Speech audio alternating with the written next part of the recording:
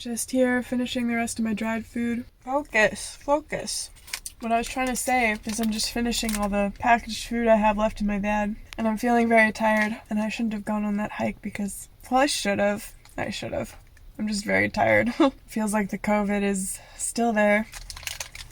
Whatever. Life is life. Man, does COVID make someone feel very lonely when you're isolating. It's funny because when I first arrived to Haida Gwaii, there were people everywhere and you saw the same faces. It was like the same 5 people everywhere you went. And you see other people so often, you kind of naturally build a relationship with them. So there were a couple of people I'd often see, and then you always stop and talk. And then eventually those people have all left since then. I feel like the last man standing. And I haven't seen the same faces in a while. I've kind of been isolating myself without even really knowing it. You know, now I go to campsites and I kind of shy away from people. When I got here, I had the music festival as a common ground kind of thing. And then there was the pole raising where I met some people.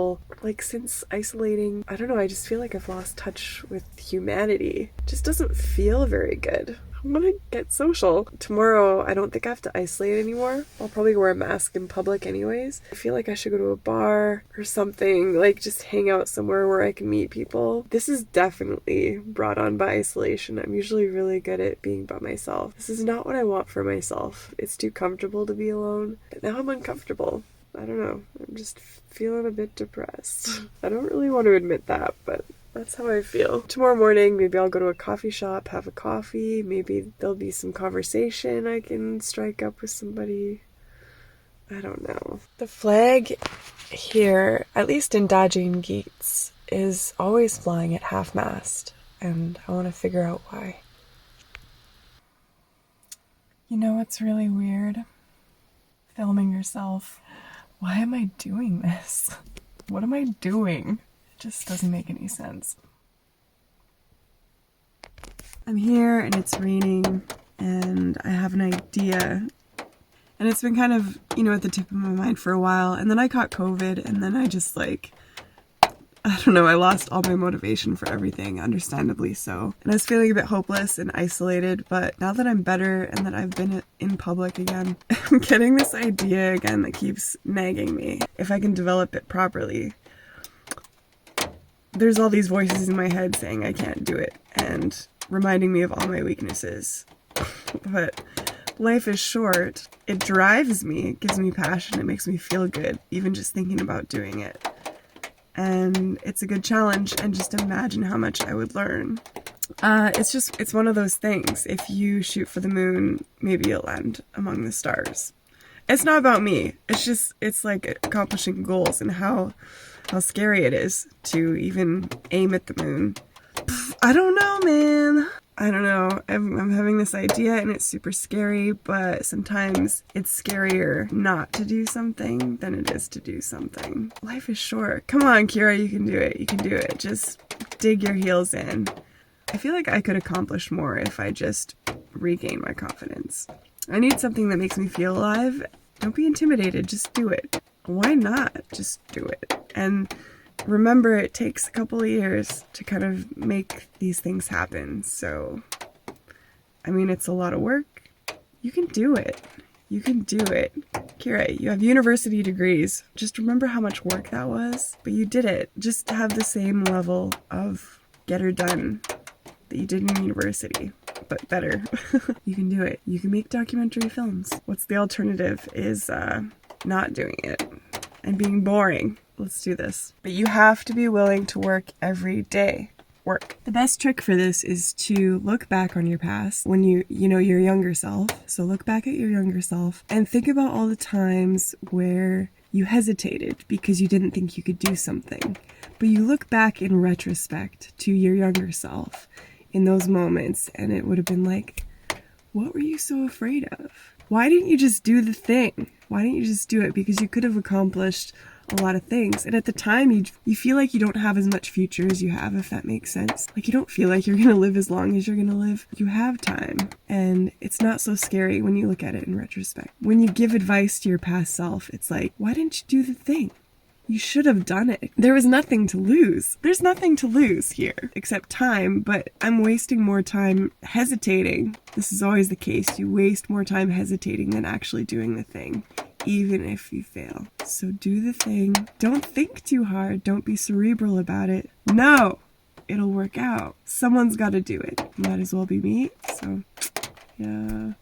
Right. All right, so first order of business, get out of bed. I've got to do some research. I've got to do some reading, and I've got to come up with a quick pitch for my idea so that when people start asking me what I'm working on, I can give them a nice kind of fleshy enough pitch to get them interested, but also broad enough where I'm not giving it all away, so that I can start contacting people that might be interested and kind of tell them what I'm working on and see if it's something that they want to do, and also start developing a pitch for people who might want to give me money. Not me money, give the project money. So find investors, figure out where I can possibly get money, who might be interested in giving money, do some research on that. Then once you find out who might be interested in giving money, figure out what their motives are and develop a pitch surrounding their motives. You have to kind of cater to what they want so that they're more likely to give you money. And if everyone else's interests are satisfied, then maybe you have an interesting documentary here. And then whatever you feel they're interested in,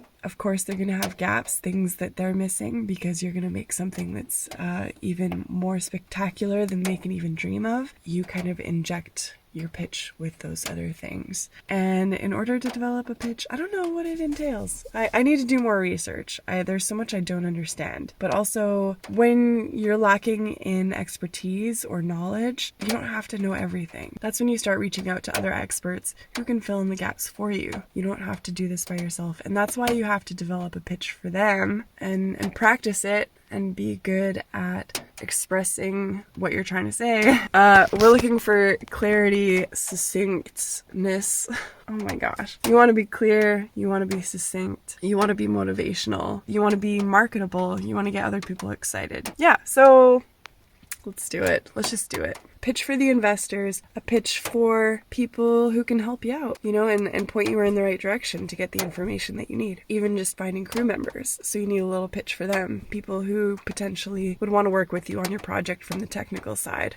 Camera people, lighting, sound, those kind of people, editors. Sometimes you have to realize and acknowledge that you are smart and you're not dumb and you have these gifts and you need to use them before they're fizzled out. This is your time to really develop your self-worth, and it's not about proving to others what you can do, it's proving to yourself what you can do. You can do this for sure. This also means developing a schedule, a set time to get up every day, just like a real job. You get up, you show up, no matter whether or not you've had a good night's sleep last night, you get up at the same time every day and you stick to a schedule, and do not mess with that schedule. This is your job now. You have to maximize the amount of time that you're working on this. No excuses. If you're tired, you drink coffee. You go for a walk.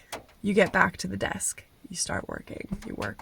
You make contacts. Everything you can to make this happen. You can do it.